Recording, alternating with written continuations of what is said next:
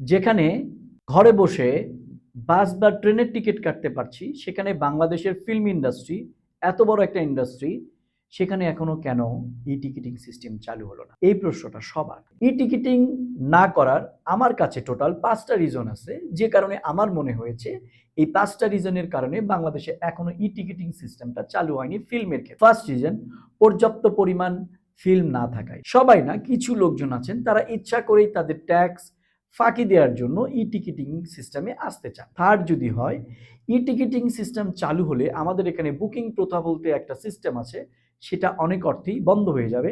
তাদের মধ্যেও অনেকেই চান না ই টিকিটিং সিস্টেমটা চালু হোক। ফোর্থ যদি আসে, সেটা হচ্ছে যে আমাদের মধ্যে একটা ভয় কাজ করে।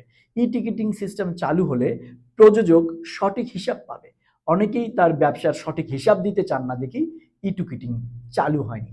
ফিফথ যেটা আমার কাছে মনে হয়েছে, সেটা হচ্ছে সবচেয়ে ইম্পর্টেন্ট, আমাদের ইন্ডাস্ট্রির যারা মানুষ, প্রযোজক এবং পরিচালক এবং হল মালিক, বুকিং এজেন্ট, সবার মধ্যে সমন্বয়ের প্রচণ্ড অভাব, যে সমন্বয়ের কারণে এখন পর্যন্ত ই টিকিটিং সিস্টেমটা চালু হয়নি।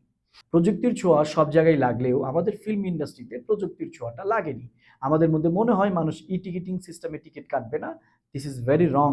পার্শ্ববর্তী কান্ট্রি, আমাদের চাইতে অনেক গরিব কান্ট্রি, নেপালের মতো জায়গাও ই টিকিটিং সিস্টেম আছে, যেখানে আমাদের দেশে ই টিকিটিং সিস্টেম নেই। ওদের চাইতে অনেক বড় মার্কেট আমাদের, এত বড় মার্কেট থাকার পরেও আমরা ই টিকিটিং সিস্টেম চালু করতে পারিনি। এবার আসি, ই টিকিটিং অনেক হাতি ঘোড়ার ব্যাপার না, ই টিকিটিং খুব সিম্পল একটা সিস্টেম।